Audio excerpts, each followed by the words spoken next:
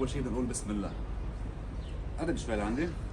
تعالوا نعمل مع بعض أطيب كبدة دجاج. نحن بصراحة بنسميها بلبنان سودة الدجاج. طلعت معي ولا أطيب من هيك وبتشهي. عملتها بمكونات كتير بسيطين ومتواجدين عنكم بالبيت، وأهم شيء إنه طلعت ما فيها زنخة وطلعت ريحتها بتجنن. وعن جد بنصحكم انكم تجربوها لأنه كتير طيبة. هلا هون رح استعمل أي نوع بصل اللي عندكم، سواء بصل هندي ولا سواء كان أبيض. تمام. وراح أحط بالمقلاية شوية زيت، وهون الغاز ما كان يدور معي لأنه كان طقس عنا ببيروت كتير في هوا وكتير في شتاء اليوم.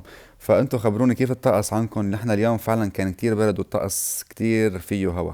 فهلا هون عندي الزيت بلش يحمى. طبعا هاي البصلات قطعتهم على شكل جوانح. شوفوا لي هالمنظر شو حلو. ببلش اقلبهم شوي شوي لحتى يدبلوا معي. وهاي عندي الكبدة الدجاج هون منظفة خالصة، جبتها عند اللحام. طبعا هو نظف لي اياها وزبط لي امورها كلها. وهلا هون عندي هي جاهزة انه تنقلى مع هالبصلات. شوفوا هالمنظر شو حلو. يعني عن جد بنصحكم انكم تجربوا هيدي الوصفة لانه كتير طيبة وما حتاخد معكم وقت ابدا. هلا بنضيفهم فوق هالبصلات وحنبلش نقلبهم هيك شوي شوي لحتى يحصل على اللون. هلا حفرجيكم اياه كيف.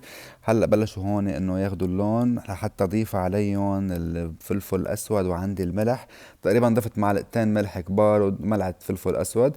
وهون عندي راس بندورة، اجباري الراس بندورة لحتى افرجيكم شو بدنا نعمل فيه باخر الفيديو.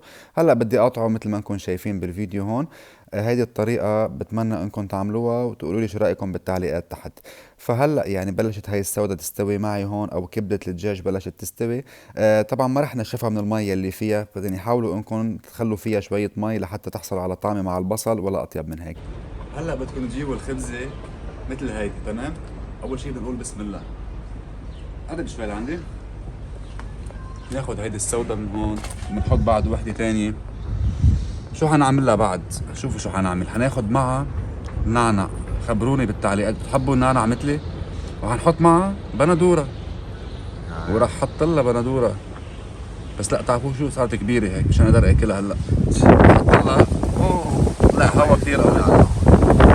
قصة حامض.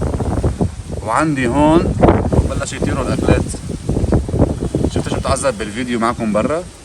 وراح احط لها الثوم وحقول بسم الله وناكل.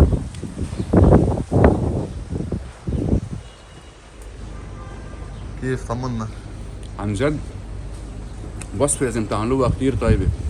اعطوني رأيكم بالتعليقات تحت، واعملوا لايك لهذا الفيديو. خلينا نوصل لل100,000 بأقرب وقت. وصحتين وهنا للجميع.